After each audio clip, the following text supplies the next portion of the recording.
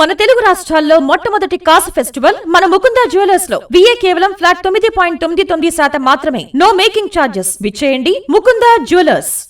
సూర్యాపేట జిల్లాలో నకిలీ స్కానింగ్ సెంటర్లు పుట్టగొడుగుల్లా పుట్టుకొస్తున్నాయి.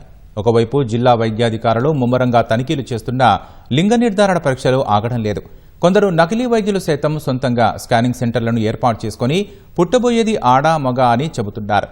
పుట్టబోయేది ఆడపిల్ల అని తెలిస్తే చాలు గుట్టుచప్పుడు కాకుండా అబార్షన్లు చేస్తున్నారు.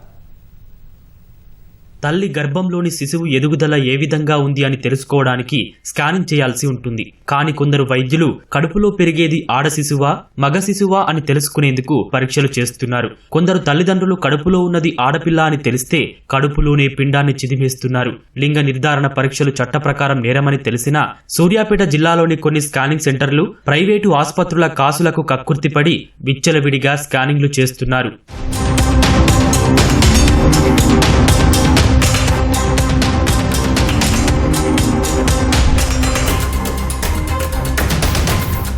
సూర్యాపేట జిల్లా మద్దిరాల మండలంలోని ఓ గ్రామానికి చెందిన దంపతులకు ఇద్దరు కుమార్తెలు. మూడోసారి గర్భం దాల్చిన మహిళకు స్కానింగ్ చేయించారు. ఆడపిల్ల అని తెలియడంతో అబార్షన్ చేయించుకోవాలనుకున్నారు. తుంగతుర్తిలోని సాయి బాలాజీ ఆసుపత్రిలో వైద్యులను సంప్రదించారు. అబార్షన్ చేసే క్రమంలో వైద్యం వికటించి గర్భిణి మృతి చెందింది. ఇటీవల చివ్వెంల మండలానికి చెందిన 7 నెలల గర్భిణి ఇదే విధంగా మృతి చెందింది. మోతి మండలంలోని ఓ గ్రామానికి చెందిన మహిళ అబార్షన్ కోసం వచ్చి తీవ్ర రక్తస్రావంతో మృతి చెందింది. ఈ ఘటనలపై కేసు నమోదు చేసిన పోలీసులు ఆసుపత్రి నిర్వాహకుడు, ఆర్ఎంపీ డాక్టర్, మృతురాలి భర్త, స్కానింగ్ నిర్వహించిన వ్యక్తితో సహా మొత్తం 7 నిందితులను అరెస్టు చేసినట్లు సూర్యాపేట డీఎస్పీ ప్రసన్న కుమార్ వివరించారు. దీనికి ఇద్దరు కూతురులు ఉన్నారు. మూడవసారి కూడా గర్భం దాల్చినప్పుడు కూతురు అనేది వాళ్ళు నిర్ధారణ చేసుకోవడం జరుగుతుంది. ఇతను బండి శ్రీనివాస్ అండ్ సతీష్, పానుగంటి సతీష్, వీళ్ళు ఇద్దరు కూడా ఆర్ఎంపీ డాక్టర్స్. మన తుంగతుర్తిలో సాయి బాలాజీ క్లినిక్ ను నిర్వహిస్తారు. వీళ్ళను సంప్రదించగా ఇతను అబార్షన్ చేయడానికి ఒప్పుకొని ఆమెకు అబార్షన్ చేయడానికి అని చెప్పేసి కొన్ని అతను తెలిసిన వైద్యంతో ప్రయత్నించగా ఆమెకు తీవ్రమైన రక్తస్రావం జరుగుతుంది. ఆమె ట్రీట్మెంట్ తీసుకుంటూ చనిపోవడం జరుగుతుంది. గత 3 నెలల క్రితం జిల్లా కేంద్రంలో అనుమతులు లేని ఆసుపత్రులు, అర్హత లేని వైద్యులు, స్కానింగ్ సెంటర్లపై తెలంగాణ మెడికల్ కౌన్సిల్ బృందంతో పాటు వైద్యాధికారులు తనిఖీలు నిర్వహించారు. కొంతమంది నకిలీ వైద్యులపై కేసులు నమోదు చేశారు. అనుమతులు లేని ఆసుపత్రులు, స్కానింగ్ సెంటర్లను సీజ్ చేశారు. అయినప్పటికీ సూర్యాపేట జిల్లాలో స్కానింగ్ సెంటర్లు పుట్టగొడుగులా పుట్టుకొస్తున్నాయని, దీనిపై కఠినంగా శిక్షించాలని స్థానికులు కోరుతున్నారు. సూర్యాపేట జిల్లాలో గత కొంతకాలంగా ఈ భ్రూణ హత్యలు జరుగుతూ ఉన్నాయి. ఏదైతే PCPND యాక్టు, NMC యాక్ట్ను సూర్యాపేట జిల్లాలో యథేచ్ఛగా తొక్కితో వేస్తున్నారు. దానిలో భాగంగా అనేక హాస్పిటల్ అనుమతులు అర్హత లేకుండా నిర్వహించడం జరుగుతుంది.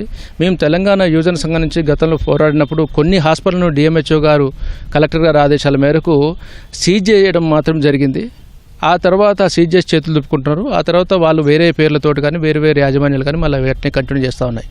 ఆర్ఎంపీలు కేంద్రంగా ఇదంతా నడుస్తూ ఉన్నది. కొంత తూతుమంత్రంగా వాటిపైన చర్యలు చేస్తూ సీజ్ చేస్తున్నారు తప్ప కఠినమైన చర్యలు తీసుకోవడం వల్లనే ఇవన్నీ కొనసాగుతున్నాయి. గర్భంలో పెరిగే శిశువు ఆడ మొగ అని తెలుసుకోవడం నేరమని పోలీసులు చెబుతున్నారు. స్కానింగ్ చేసిన వారు, చేయించుకున్న వారు చట్టపరంగా శిక్షార్హులు అని సూర్యాపేట జిల్లా ఎస్పీ నరసింహ అన్నారు. 1994 భ్రూణహత్యల నివారణ చట్టం ప్రకారం భ్రూణహత్యలకు పాల్పడినా లేక ప్రోత్సహించినా చట్టరీత్యా శిక్షార్హులన్నారు. స్కానింగ్ సెంటర్లపై నిరంతర నిఘా ఉంటుందని తెలిపారు. లింగ నిర్ధారణ పరీక్షలు చేస్తే కఠిన చర్యలు తప్పవని సూర్యాపేట జిల్లా ఎస్పీ నరసింహ హెచ్చరించారు. ప్రీనాటల్ డయాగ్నోస్టిక్స్ టెస్ట్లు అనేవి చట్ట ప్రకారం నేరం.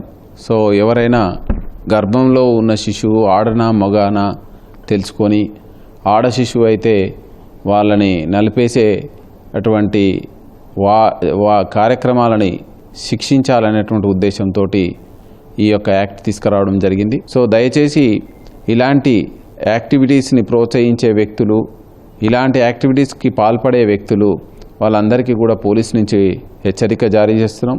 ఆ గర్భ విచ్ఛిత్తి జరిగి ఆ యొక్క తల్లికి కానీ బిడ్డకి కానీ ఏదైనా జరిగితే చాలా మరణశిక్ష పడేంత విధంగా, జీవిత కారాగారం పడే విధంగా శిక్షలు ఉంటాయి.